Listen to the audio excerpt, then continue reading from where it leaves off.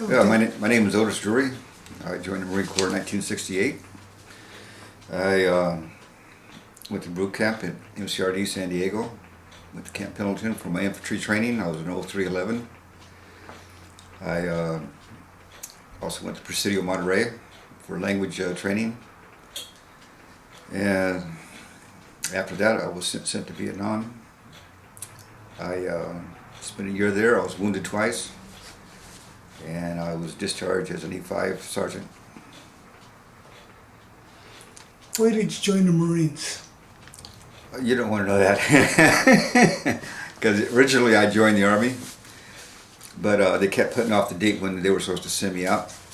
And one day when I was down there asking when am I going to leave again, he kept saying next month. And as I walked out, I saw the Marine recruiter's office. I knew a couple of buddies of mine that had just enlisted, so I walked in and I asked him, I haven't been sworn in yet, can I switch over? He goes, yes sir, you sure can. And that's how I got in the Marine Corps. And originally I was 4F. The Army turned me down. I went back and I lied so I could pass the physical. And but that's how I got in. Best time I had was, I think, I was stationed on an Army base at Presidio Monterey. It was good times. The Army knows how to run a base. They got some good chow. And one of the good times we had there was, we went down to the beach one weekend at Carmel, and we got in a fight with a bunch of doggies there. Fort Orton's not too far from there, and there's at that time 30 to 40,000 troops there at any one time. There was only 80 of us at one time there. We got into a fight, sent a few of them to the hospital.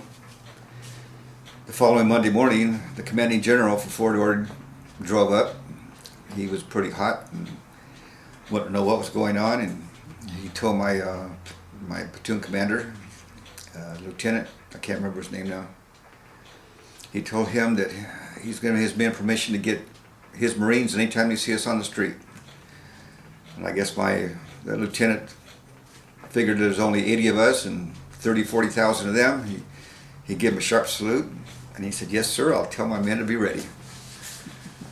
And we never had no more trouble.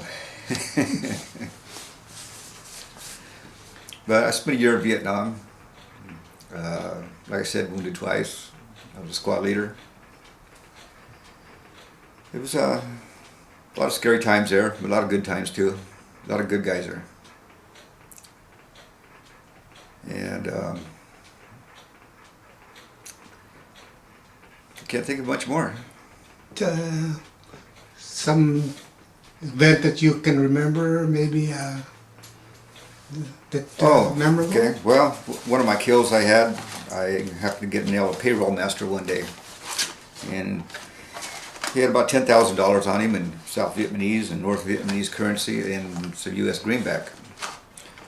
And this is some of them I got here.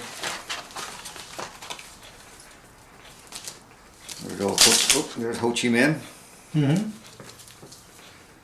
South Vietnamese piastres, North Vietnamese.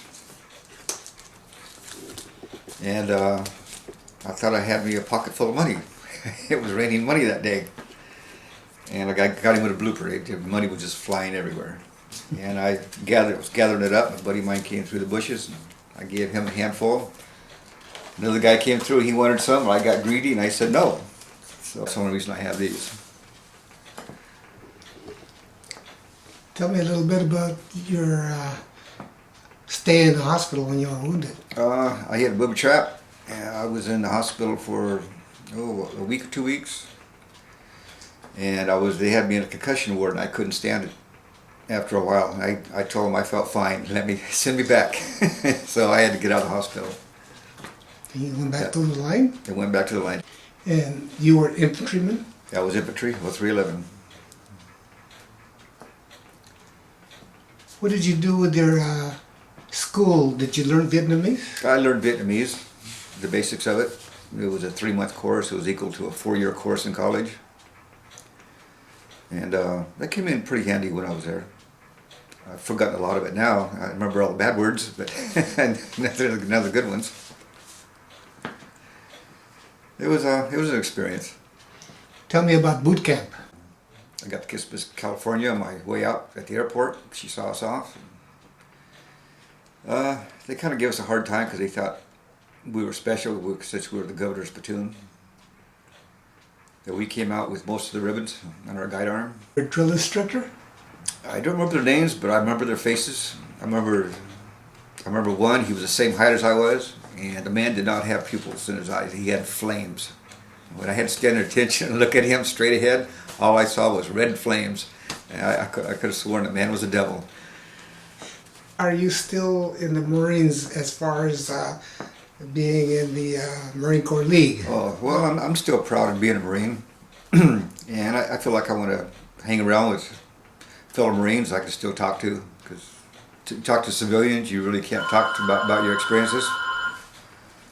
And the Marine Corps, as far as the Marine Corps League goes, I want to give something back to the community. That's why I volunteer my time and money. Okay, thank you, Otis. That was great.